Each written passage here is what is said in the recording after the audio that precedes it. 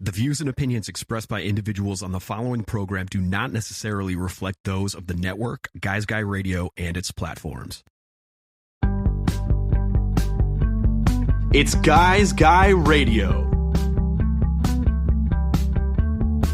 Here's your host, Robert Manni.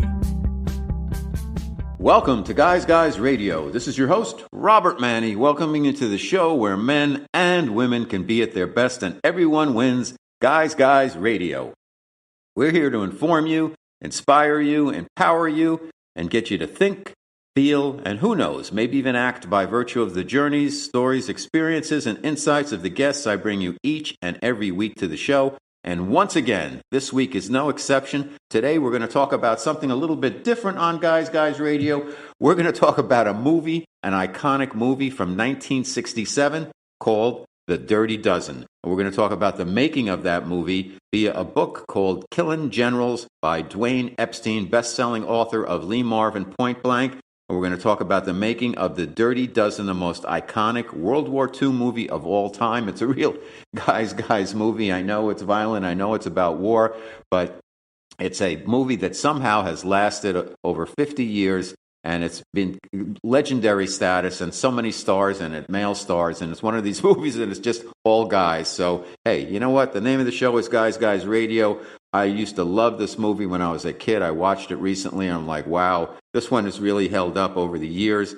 And the movie just didn't reinvent the men on a mission war story, but it blew the genre to pieces. It's a ragtag team of crazies, murderers, misfits, defying authority, mocking the military.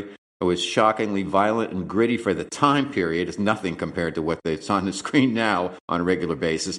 And it still managed to deliver action, adventure, and a no-holds-bar Nazi killing at the end of the movie. And America was in a turbulent period back in 1967, and this movie just came out of nowhere with some stars who weren't that well known then, but became legends after this movie, including the great Lee Marvin, and my special guest, Dwayne Epstein, he wrote the book Lee Marvin Point Blank, which was a bestseller in the New York Times.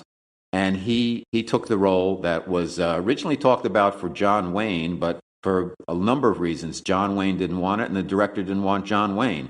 And Lee Marvin got this movie, and it really catapulted him to the next level. He had just been in the process of winning his Oscar for Cat Ballou, and they got him signed up for a very reasonable price for Dirty Dozen, and he was just on kind of the launch pad to take off for his career. He did a great job in this movie. We've also got, of course, Jim Brown. It's his first movie. Remember, the running back from the Cleveland Browns. Some consider, including myself, Jim Brown to be the greatest NFL football player of all time. Just an amazing athlete and very good actor, and this was his first role.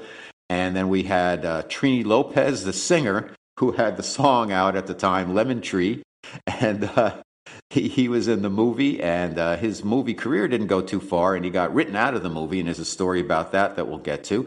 We had the introduction of Donald Sutherland, who really wasn't well known, and he got a small role in the movie as one of the Dirty Dozen, which became a launch pad for him also because he was given a scene that was not supposed to be for him, and he really killed it. And he became a star and got into the movie MASH from here. We also have the great, iconic Charles Bronson in a typical Charles Bronson role, very, stoic man, action, macho. And Charles Bronson is so tremendous. And he's great in this movie also. We've got Ernest Borgnine he was on leave from McHale's Navy at the time, and it shows what a range of acting he has. He played a general here in The Dirty Dozen. And let's see who else. Robert Ryan was in the movie. The great John Cassavetes, who actually became one of the great directors, independent movie directors after this film. And who else did we have? A lot of other terrific actors in here. And there were no actresses in the movie. I think maybe one or two had a quick moment or two on screen, but this was a true guys movie. And let me see who else. I'm just flipping through here because there's so many stars here. Richard Jekyll, who's been in a lot of war movies, was in it. Again, Ernest Borgnine. let's see, who else? Clint Walker, who played Cheyenne in the TV show, the iconic 60s TV show, and of course, Telly Savalas, who became Kojak. And he played a character called Maggot in the movie, which is a very kind of crazy lunatic. And all in all, it was a terrific movie. And the book and our discussion, we're going to get into the background, the novel, what the movie came out of, the process of selling the movie as a concept in, casting it, the director, the screenwriting, the launch, and what happened with all the stars and how they got along, and all of that, all here on Guys Radio. So we're going to bring on my special guest, Dwayne Epstein, and we're going to talk about The Dirty Dozen. UK Health Radio, the station that makes you feel good.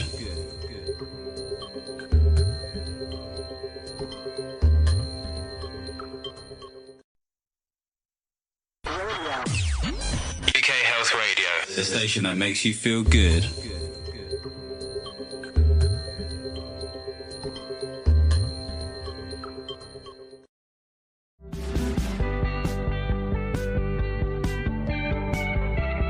It's Guy Radio. Okay, Guys Radio, the interview portion of our show that's shown on YouTube and Rumble, and we're going to talk about one of the greatest war movies of all time, very underrated, highly controversial.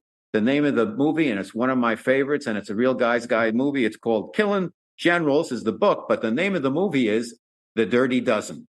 And who doesn't remember that all-star cast and the incredible story of the ragtag outfit of renegades dropped behind enemy lines, trying to do a major power play for the army to get themselves out of the pickle they're in individually, and also to kill some Nazis, if you will. So my special guest is an author of a great new book. It's called Killing Generals, Dwayne Epstein, The Making of the Dirty Dozen, the most iconic World War II movie of all time.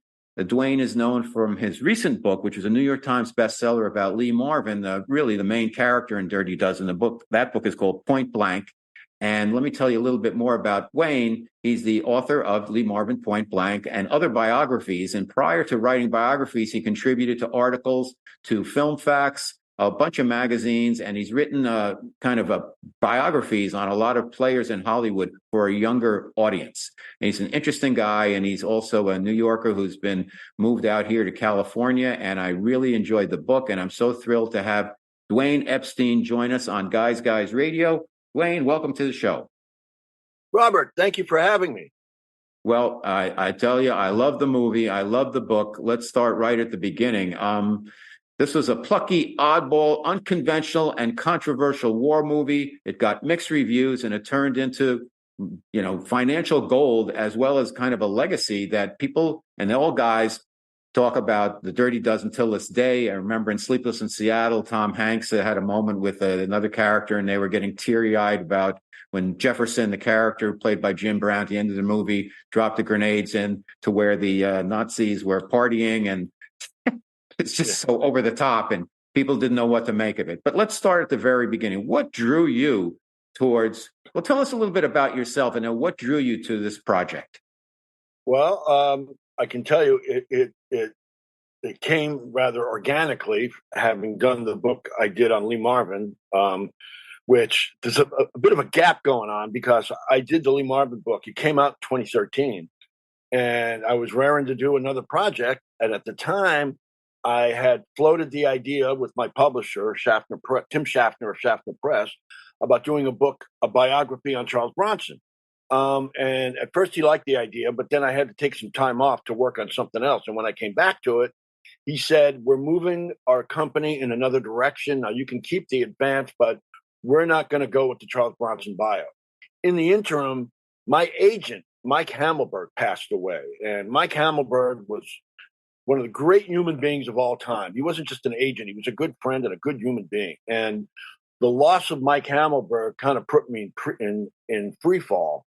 And I was looking to do other projects, and it's been a while. And then a gentleman by the name of Lee Sobel contacted me He's a literary agent, and he has a very interesting history. And he contacted me asking me if I wanted to do a project, and I was like, that was weird because agents don't contact authors. Authors, look for agents. And when I told that to him, he said, "Why are authors so cynical?" Anyway, I looked into him in terms of his background and whether or not he was legit or a scam artist. I'm friends with him on Facebook. Are you really? I never met him, but I see his posts and he sees mine, and for whatever reason, we're connected. Well, that's how we connected, was via Facebook. And after I checked him out and I found out he wasn't a scam artist, we talked. And he asked me what I'd be interested in writing. And when I mentioned a Bronson bio, because I had been doing a lot of research, he said, "Nah, I'm not interested in that." And then we started talking about different movies that I would be interested in writing about. The first one he said was Point Blank. Great movie. Love that movie. Me too. I like that movie. I don't love it. But when it comes to Lee Marvin movies, my all-time favorite has always been The Dirty Dozen. When I mentioned that, sure. Lee said, "You might be onto something. Put something together and let me see if I could, move it around to different publishers." And it took me about a month to put a proposal together. And once I did, the reaction was almost immediate. About 2 weeks after I sent him a proposal, we had an offer from Kensington Press. Luckily, the senior editor at Kensington Press was a huge Dirty Dozen fan. So that helped. And it went from there.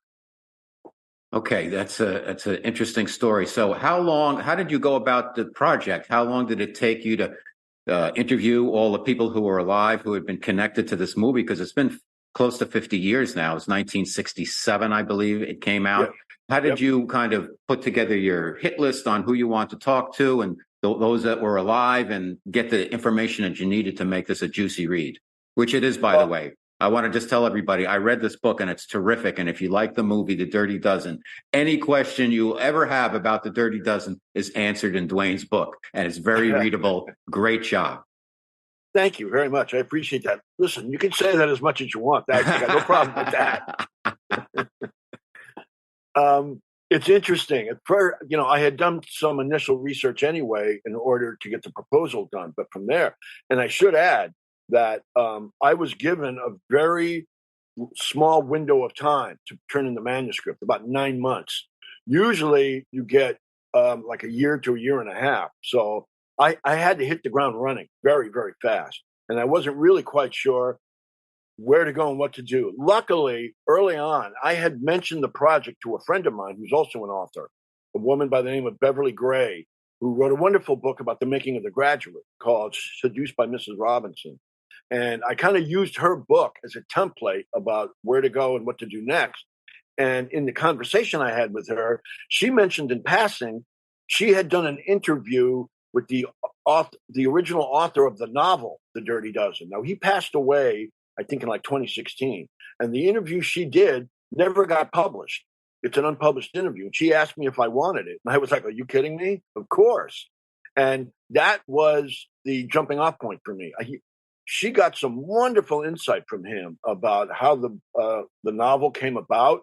And because you read the book, you'll know the first, I'd say, 2 or 3, I quote him throughout the book. But let me just for the benefit of our audience, the name of the author is E.M. Nathanson, and he wrote everybody novel, called him Mick. Okay. Right, he wrote the novel. Everybody called him Mick Nathanson, because his first name was Irwin, and who wants to be Irwin? Anyway. And it's a cool story about how the concept came to him, right? Oh, absolutely. It's funny. A lot of people think The Dirty Dozen was based, and to this day, it's like an urban legend, was based on fact. No, it's not. I can say that definitively. He got the idea from a friend of his who had been in the Army as a photographer, and that friend of his was very, very famous. His name was Russ Meyer, the guy who made all those sexploitation films. But in the Army, he was a combat photographer assigned to Patton.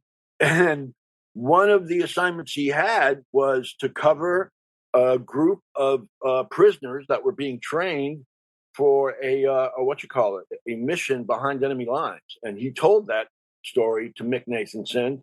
And Nathanson's response was, when I heard that story, the hackles on the back of my neck went up.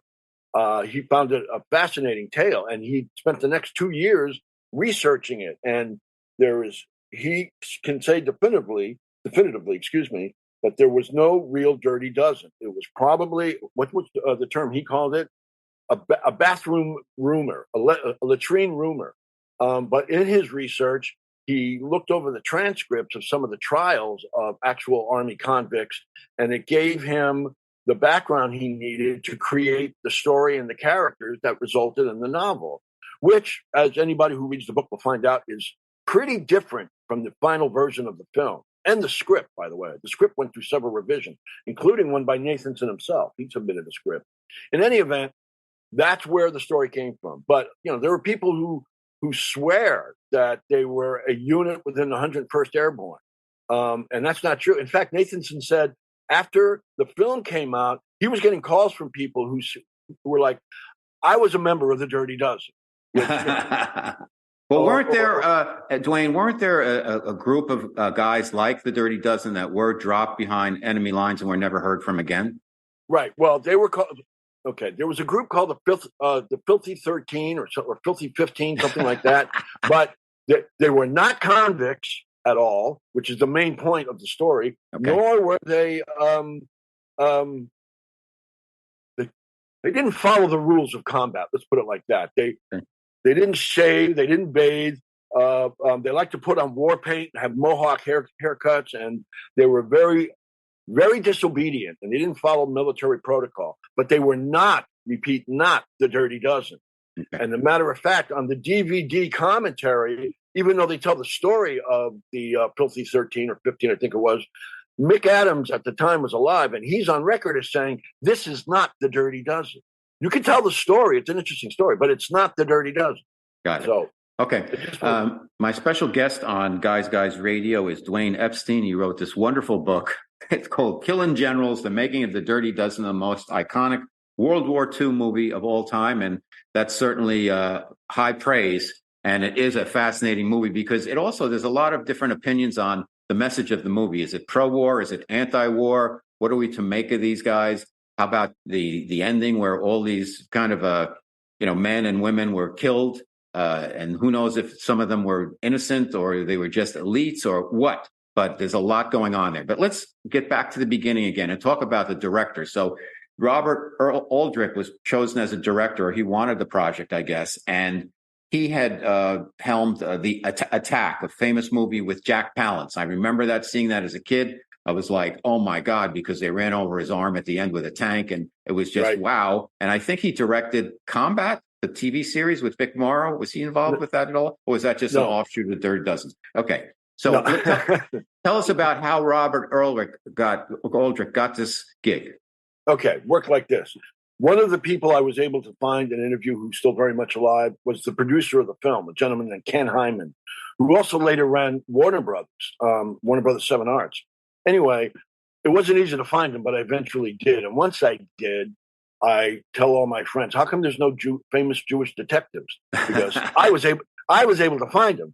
And once I did, he lives in England, he's retired. He's 93 years old, lucid, and had great stories to tell. And he explained to me how he had hired Robert Aldrich to direct. He had worked with Aldrich previously.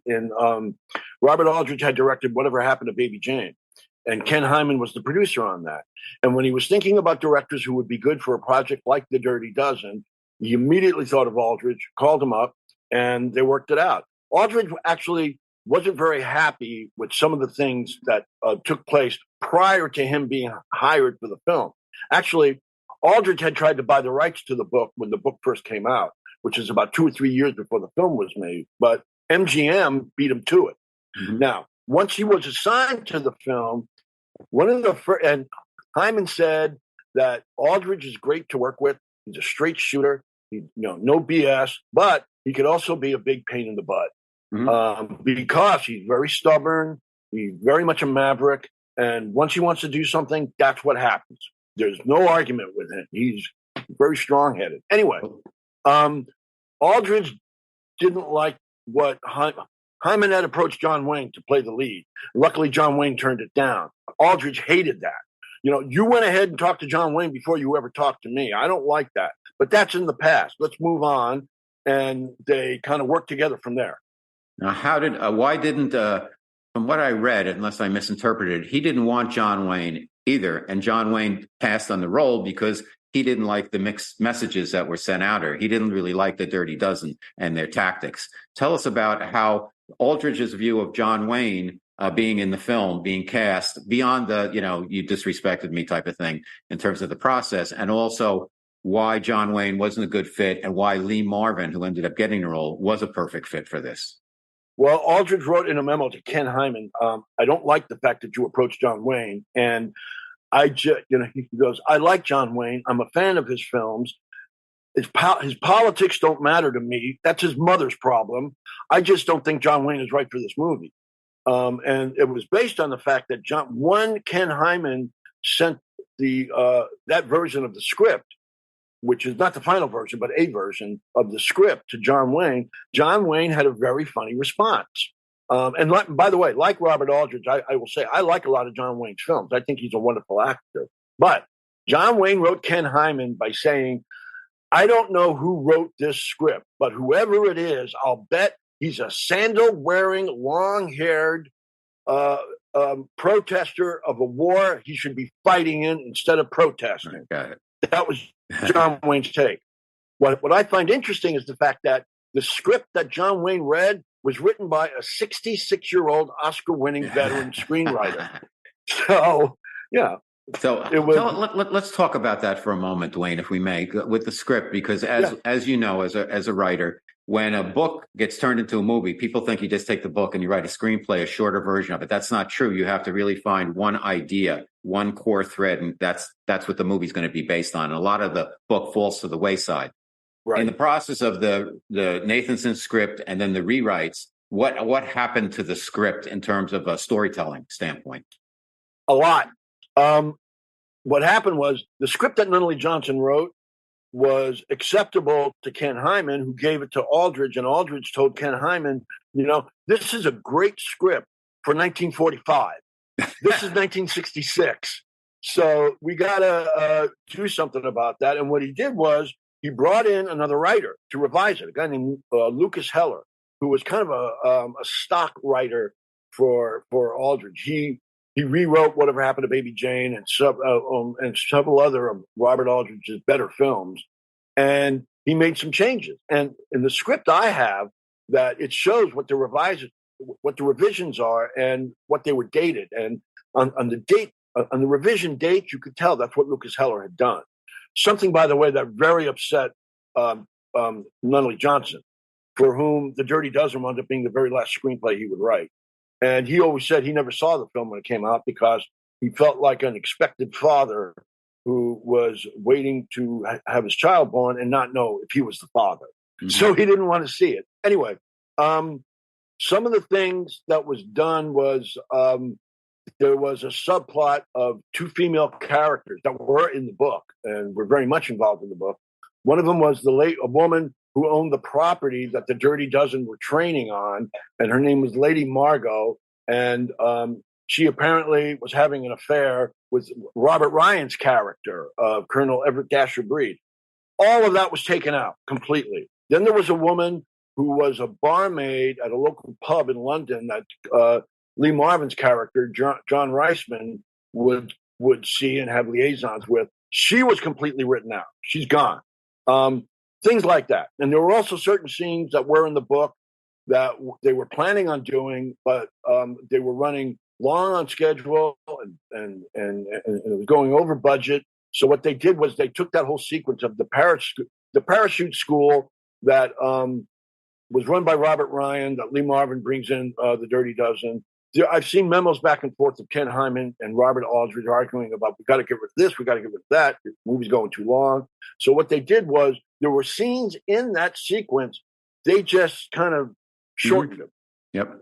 The interesting, the choice of Lee Marvin, I want you to get into that. And also we'll mention again your wonderful book, Point Blank, Lee Marvin, about his life and just an interesting, really interesting actor. So his character, Reisman, I'm quoting from the book, I'm not sure who said this. Maybe you can help me out. But Reisman has to be the most cynical, suspicious, sophisticated, anti-authoritarian, anti-establishment, mean, miserable son of a gun that anyone has ever seen. Way to clean that up. Yeah, in a movie. His estimation of his own character would be that it only has two flaws: an irrepressible sense of humor and unremovable love for his fellow man, both which he considers weakness and humor. Fantastic. That was Robert Aldrich. He said that. He said that in a memo to Ken Hyman in his attempt to let him know how we need to revise this script, make it less like a gung-ho war movie of the 40s when the war was going on, and more like an updated version of the way people think now. And that was his assessment of Weissman's character. Yeah, kind of an anti-hero aspects of that leading into right before the 70s, he was doing the anti-hero thing, which is pretty cool. So what did Lee Marvin think about this role? And did he and his people see this as an opportunity to really take him to the next level, which it did? Absolutely. Matter of fact, they got him at the most perfect time in his career, in that not only was it a hit, but while they were filming the movie, he went back to L.A. for a couple of days to get his Oscar for Cat Ballou. Mm-hmm. So, I mean, had they hired him after he got his Oscar, he would have been, priced out of existence. But they got him for a lot less money. And after The Dirty Dozen came out, he was a superstar. He did in the same year, Point Blank came out, which he made right after The Dirty Dozen. So it was a 1-2 punch that made him the #1 box office star in the country. And his career took off. Absolutely amazing. And he was a kind of an interesting guy. I guess alcohol got the best of him in the long run in some ways, even though he was a incredible talent. And even alcohol got in the way in one of the final scenes of the movie when he and a couple other guys are going over the bridge, leading away from the chateau that's just been blown up. Supposedly he showed up so much in the tank that his fellow co-stars were really peed off at him. Like Bronson was like, "What are you doing?" Because he was so loaded that where they were afraid that he was going to drive the truck or something off the bridge. Well, Bronson had reason to be upset with him, and he was the one who was the most upset. It was the final thing they had to shoot, and it was a night shoot, and they had built a chateau that they were going to blow up. That had already happened, and then they had to get out in that giant half track, and they were waiting for Lee. And producer Ken Hyman went to find him, and he knew where he was. He was in a British pub called Belgravia or something like that. It's a famous British pub. And when he got there, he said Lee Marvin was laying on the floor singing happily because he was drunk. And it was one of the few times he was drunk on the set during the shoot. And he said he scooped him up, put him in the limo, poured coffee into him, took him to the set. And the reason why Bronson was so upset was it was the end of the movie, and Bronson desperately wanted to get back. The whole movie was filmed in England. Mm-hmm. Bronson desperately wanted to get back to L.A.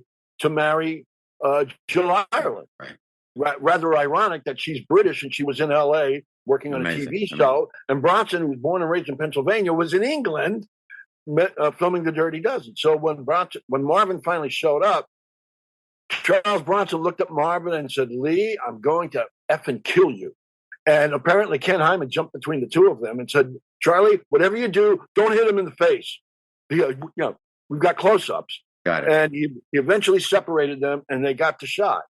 Okay. So let's get into some of the other casting, because we've got a lot of ground to cover, Dwayne. It's just absolutely fascinating. The name of the book again: Killing Generals: The Making of the Dirty Dozen, the most iconic World War II movie of all time. Where the movie was really shot in 3 parts. It was the recruiting and identifying the Dirty Dozen, training them, and then going behind enemy lines for their mission. So in terms of the casting, let's get back to, you mentioned Charles Bronson, the possibility that you were going to do a book on him, and I'm sure you had done some research, and he is an iconic movie star in that. He was huge all over the world, but he wasn't a big star in the States until, I guess, this movie came along. So tell us about you're going to correct me on that. I like that.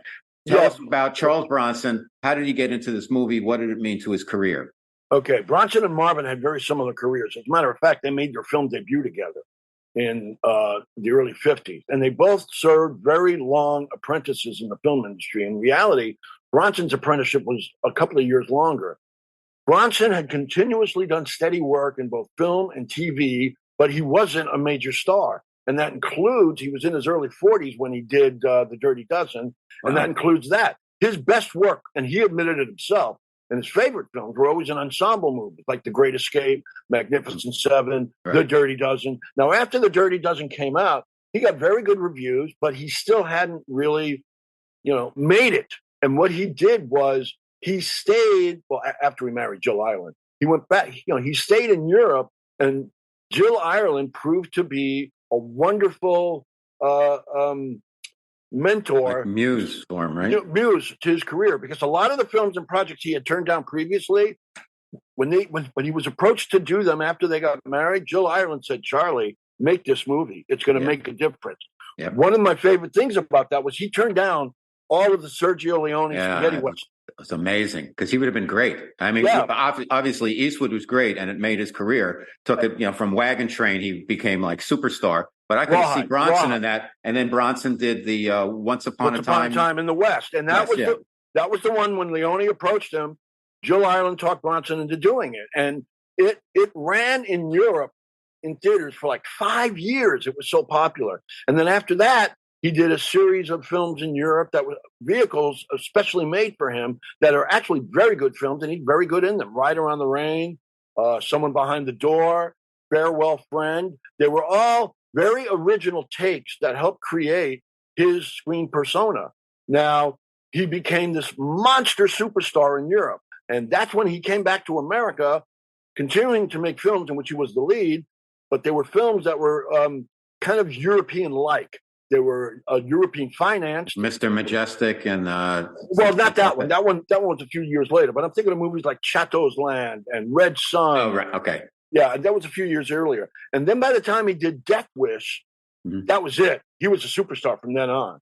And he was Charles Bronson. Yep. There was actually nobody else like him.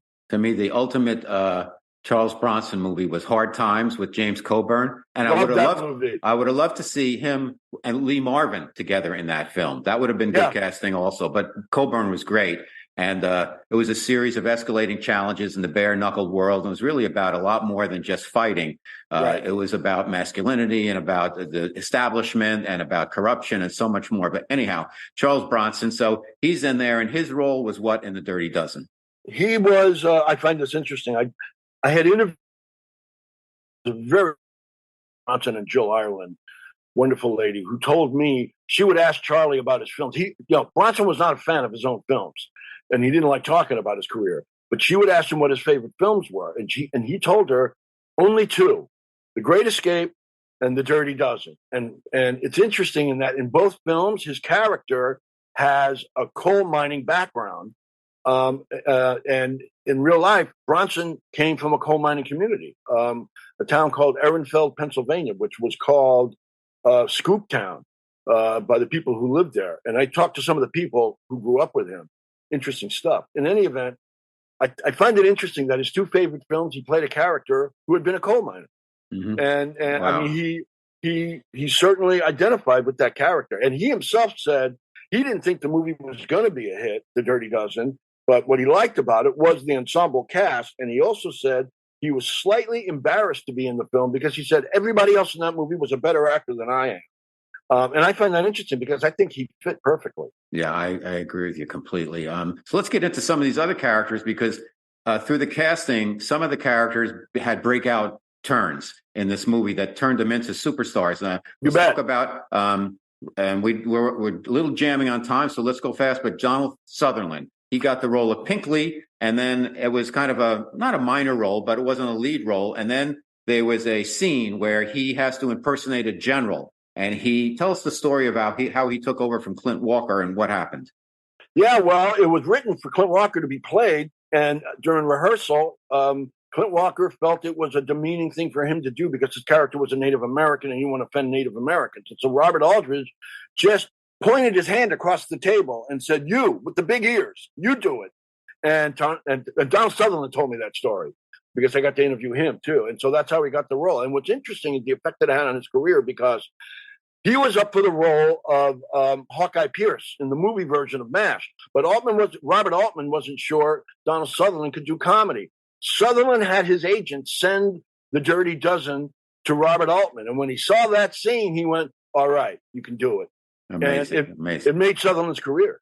Now, another one, big one, John Cassavetes, who is best known now, looking back, not just for his acting, and he was the only cast member nominated for an Academy Award. And an interesting story about he lost out to the same person who was also in the film, Right. George Kennedy, I believe. So Cool Hand Luke. Yep. And hey, both great roles. So Yeah. John Cassavetes played Franco, kind of this deranged guy. And when you watch The Dirty Dozen, no matter how many times you watch it, you get riveted. You don't like this character. And this is so amazing about his acting is you don't like Franco, but you can't stop watching him. And it's an amazing role. And then he became this auteur, this independent filmmaking who kind of brought European style filmmaking to the masses in the States. And he was one of the first actors, and forgive me, I don't want to be doing your interview, but he would do a money-making movie, and then he would do his own independent movie that he could get financed, so he could manage his career that way, which seems to be the standard of how a lot of the big stars are doing it in Hollywood now. But tell us about John Cassavetes, Dwayne, if I haven't told the whole story already for you. No, you covered a lot. There's just a couple of things to add to it. One of them being that, number one, he's my favorite thing in the movie. I absolutely love Cassavetes. I don't entirely agree with the fact that you don't like him because he's such a petty punk. He's so fun to watch. And I liked him. I liked his character and I liked the way he played it. More importantly, he got talked into doing the movie by producer Ken Hyman. And what Ken Hyman wound up doing was creating the career that Cassavetes had. He had an interesting backstory in that Cassavetes was kind of blacklisted in Hollywood after he got in a big fight with Stanley Kramer. I don't want to go into that. And he hadn't worked in a while. So Ken Hyman said, look, John, I know you've got another movie you want to make and you're working on it now, but you run out of money. Take the money we're giving you from The Dirty Dozen and use it to finish your film. And at the time, the movie was Faces, which when that came out also got several Oscar nominations. Mm-hmm. And that's what started the trend. It began with The Dirty Dozen. He did it again with Rosemary's Baby, which he did like a year or two later. The thing was, Cassavetes didn't get along with Roman Polanski on Rosemary's Baby, but he did get along very well with Robert Aldrich. And he said he's the best director I ever worked with. I love working with him. Amazing. One of the things Cassavetes did during the filming of the movie is when they were rehearsing and trying to figure out who does what, even though it may be written a certain way, when Aldrich wasn't sure who should do something, Cassavetes said, I would immediately shut my hand up. I'll do it, and he would get, good for him. All the other actors would get upset, but hey, he got a lot more work that way. Amazing. And it shows in the film. He's terrific.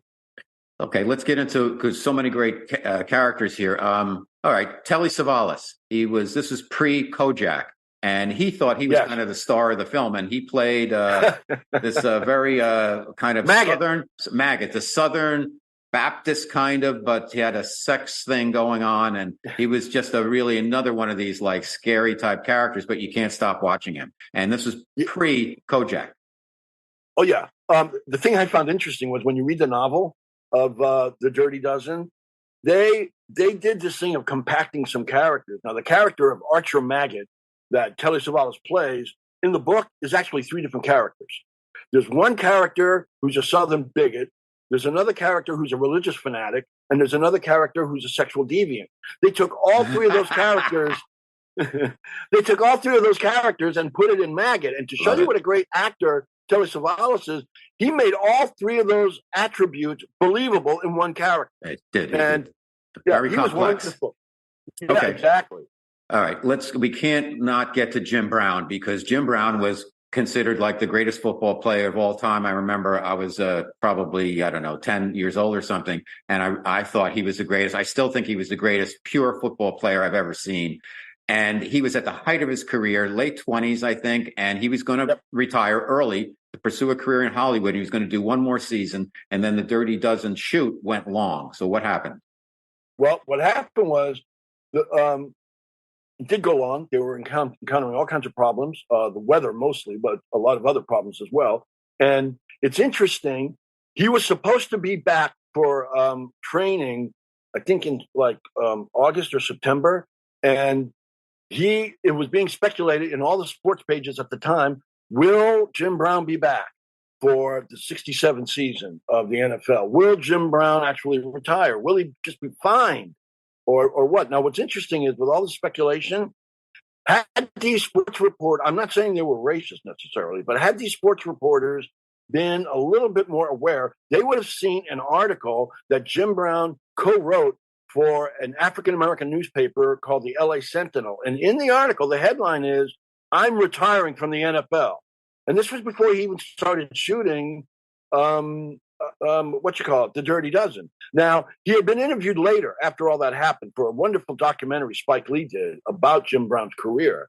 And he said he was wavering. But once he was given an ultimatum by the team owner of the Cleveland Browns, he said, I was ready to retire, but you give me an ultimatum, that's a big mistake. I'm walking. And he said, I walked away proud. I was the MVP of the year. We had won at the time the Super Bowl.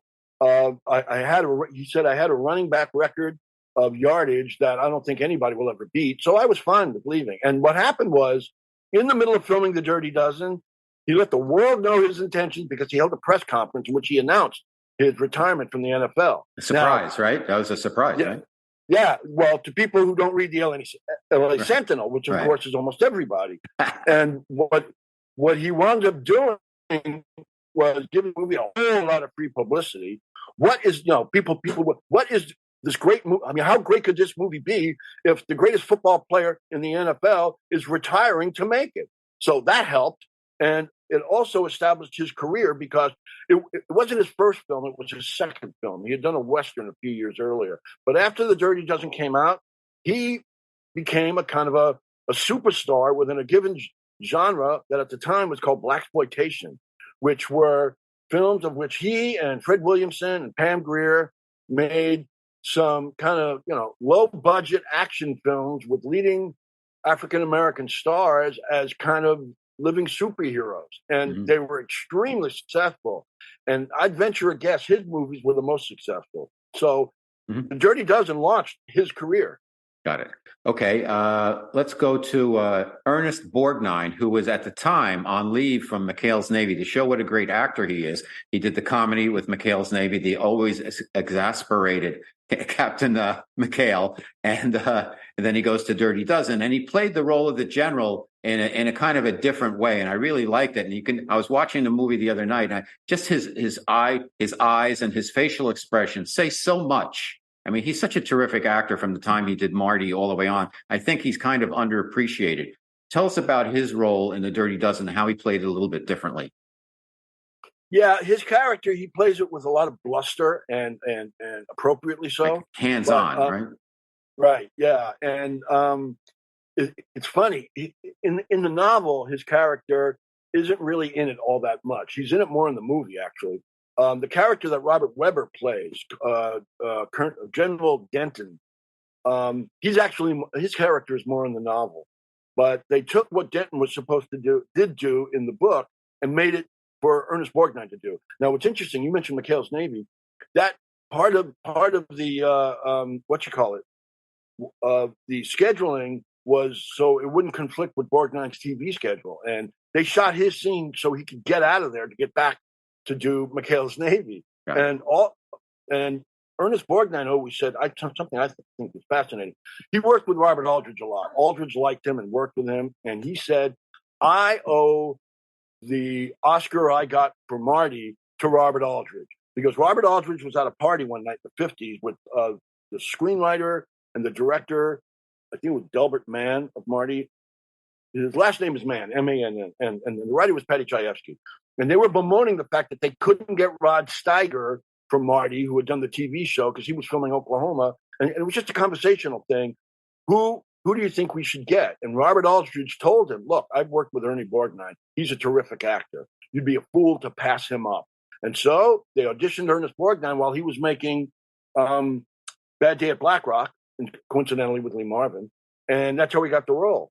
Amazing. And yeah, he and Aldridge used him a few times. Matter of fact, in one film called, not a very good movie, called The Legend of Lila Clare, Ernest Borgnine was kind of Robert Aldridge's alter ego in that movie.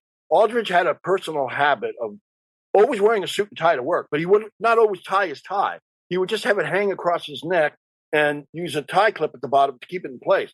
Ernest Borgnine did the same thing as a movie producer in the movie Legend of Lila Clare. And it's pretty funny. The minute I saw that, I knew he was doing Aldridge. Okay, a couple more. We can't get to them today, but Robert Ryan, a iconic star in the movie. Trini Lopez, whose role got cut because I think he wanted more money, and Frank Sinatra was trying to convince him to focus on your music career, and that's why he got. And it was at the height of Lemon Tree, so I think he got his neck snapped in the movie, so he was written out of it. Yep. And Ralph Meeker and Richard Jekyll, so a lot of other guys. So let's talk about what happened when the movie came out. And what was the kind of collective consensus on it? Was this anti-war? Was this pro-war? Why is this, from your work, Dwayne, such an iconic, legendary movie that has legs up till today? Everybody loves it. It's fun. It's over the top. Well, I can, and it's politically incorrect too. Very, very.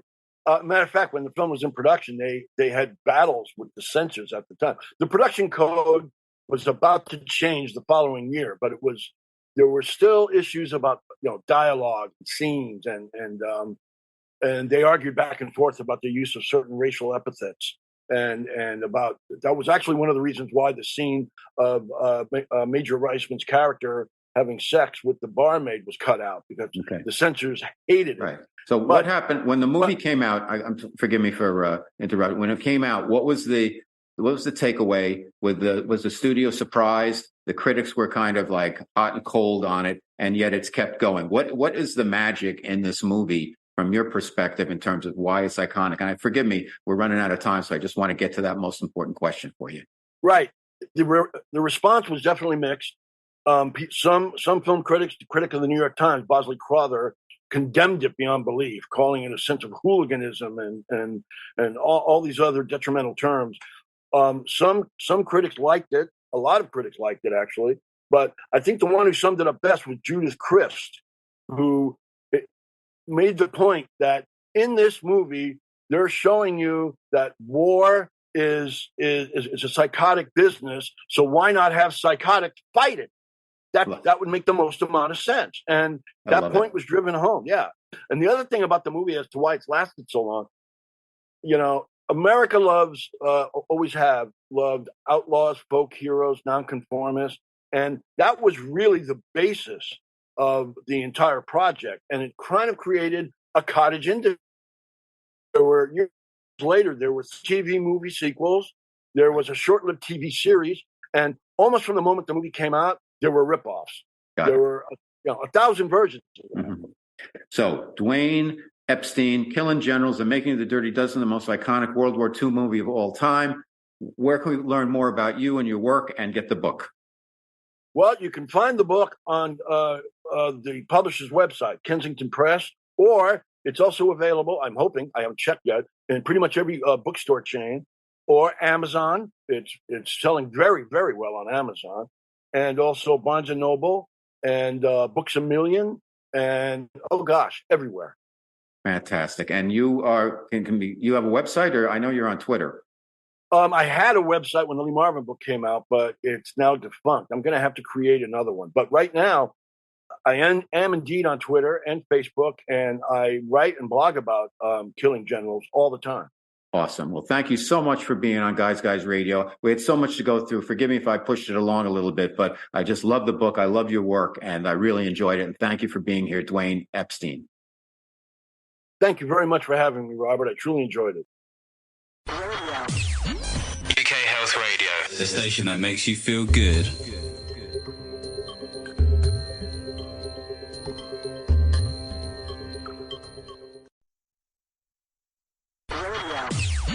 UK Health Radio, the station that makes you feel good.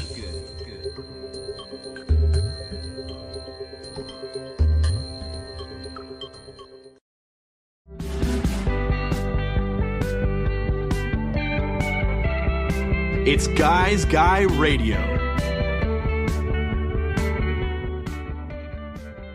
All right, that was a lot of fun. Dwayne Epstein, so much work he put into writing this book about the Dirty Dozen, and what an iconic movie. What a lot of fun it was. And if you haven't seen it recently, guys, check it out, because remember that the big scene in it when Jim Brown's running at the end. He plays Jefferson. He's dropping those grenades into the through the grates to blow up the cellar of the chateau where all the Nazis are partying, and people had a lot of problems with that scene. If that was too violent, was that considered killing potentially innocent people?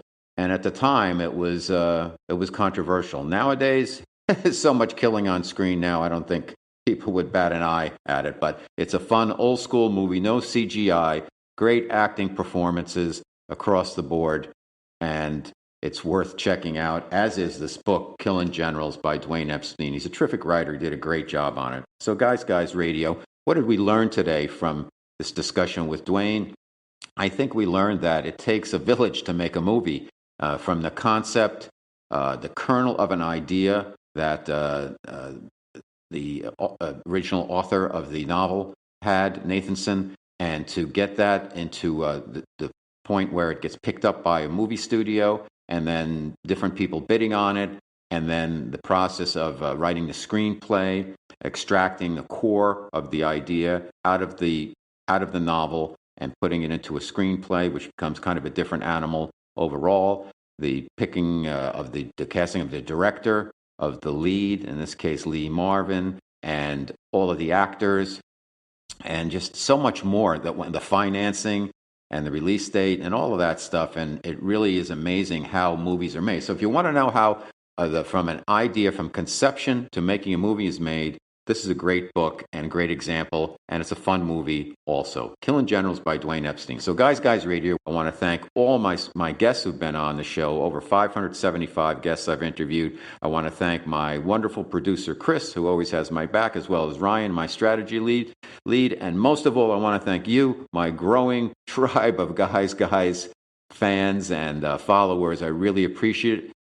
And if you enjoy the content and guests I bring you each and every week to the show, please follow, subscribe, rate, review wherever you consume the show, wherever you consume your podcasts and YouTube, etc.